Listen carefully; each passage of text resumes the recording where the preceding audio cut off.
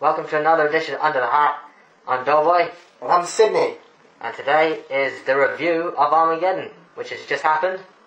And in a nutshell, straight off the bat, I thought it was a reasonable pay-per-view.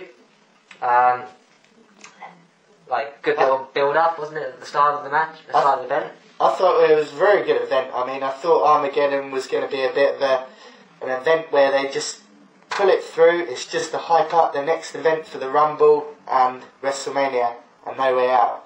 I thought it was just going to be a makeshift event, just the usual matches and just the usual outcome.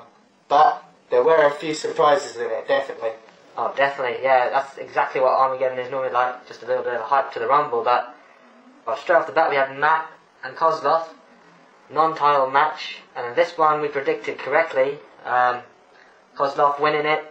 I think it was quite obvious that he was going to. I mean, he's undefeated. Well, he hadn't been pinned anyway, and it was a fairly good match and ended up beating Matt Hardy.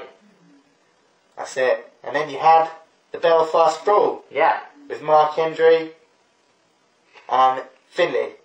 Yeah. And this seems to be a good match. A lot of hardcore moves in it.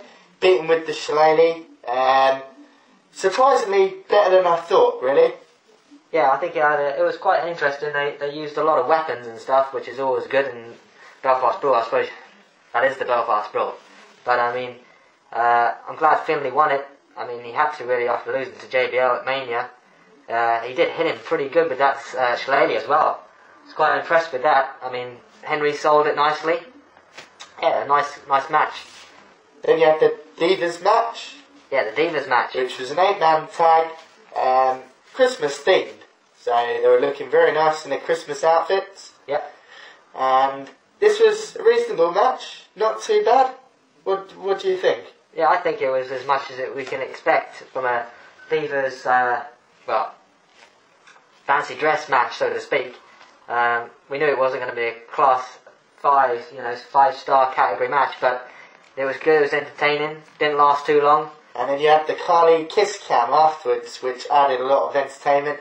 Mae Young giving Carly his best Christmas present ever. A big smacker on the lips. Yeah, Mae Young, a very impressive performance by her once again. She always seems to rise to the occasion. Well, tries to make at least a couple of the wrestlers rise to the occasion anyway. Next you have Batista versus Randy Orton. I mean, this match has been in the making for 4 years, since they both joined Evolution, and then now they're a lot better wrestlers, they're a lot better, they're confident in themselves as wrestlers, and they're very peak main event stars. So this was going to be a very interesting match from the start. You had Randy Orton coming out with his stable, which kind of put the odds in Randy Orton's favour, but they soon got dismissed, making it very obvious that they were helping Randy Orton out from outside the ring. Ridiculous. They weren't exactly subtle, so they had to be taken out of the match. Just left it to the two of them. Yeah. Now, I mean, this was a very good match. They both showed very good wrestling ability, but in the end, Batista's strength and power seemed to be the one that won the match and swung it for Batista to win. Yeah, I think that was one of the ones that I predicted with Batista winning. I think I did kind of see it happening. Just pure purpose why I said last week was because of Orton's had the upper hand within the last couple of weeks. But the thing that I was very most impressed with this match, and probably the most impressive thing, was the build-up. The build-up, I love the build-up. I mean, you showed the evolution of both Batista and Randy Orton, and the way they've come together, and they have progressed so well. They literally are they're the top of their career right now. I mean, and that match proved it. They did put on a good show. Next, you had the World Heavyweight Championship match, which was Chris Jericho and John Cena, rematch from Survivor Series. Now, this was going to be interesting because the feud's been building up even more intense at the moment. And we just wanted to see the outcome. It was going to be quite obvious. I mean, I predicted John Cena, you predicted John Cena. Most people probably predicted John Cena to win it.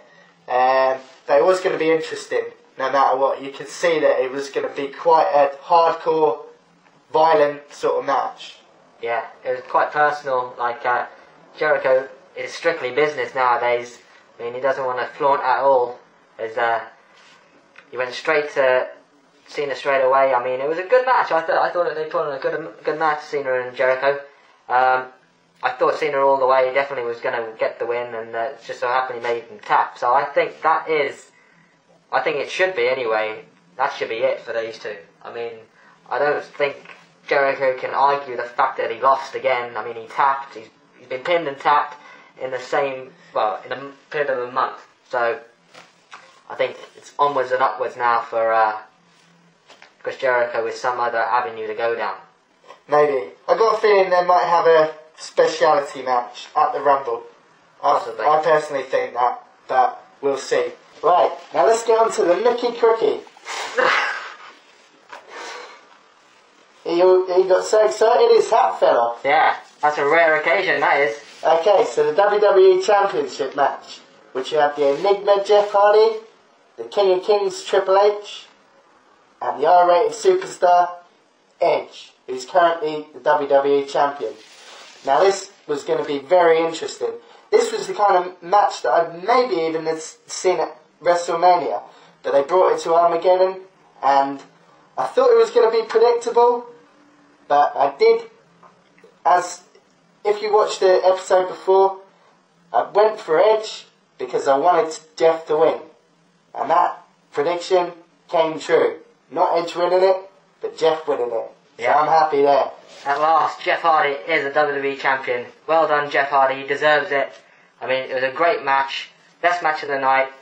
Best move of the night. That unbelievable spear through the table by Edge onto Jeff. That was great. With the interference with Matt Hardy and Kozlov. Kozlov spiced things up. I mean, that came out of nowhere. And, you know, as the match went on, you kind of felt, how is it going to end? How is it going to end?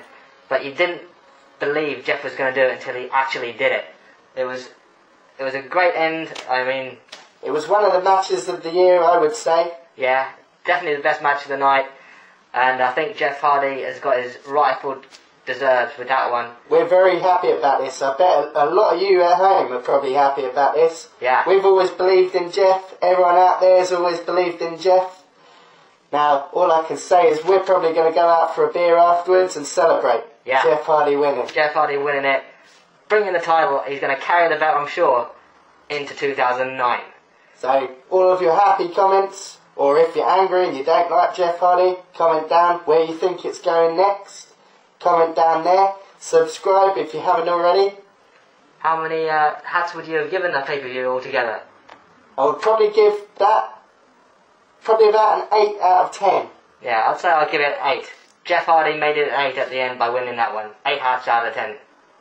Now, next week, we're going to be doing our top 5 current superstars in the WWE at the moment. And that's from a viewer request. So it's an Under Your Hat special. Under Your Hat top 5. That's a very rare occasion we do an Under Your Hat top 5. But this one, top 5 of the current superstars, yeah. It's going to be a good one. And until next time, what goes on under the hat stays under the hat.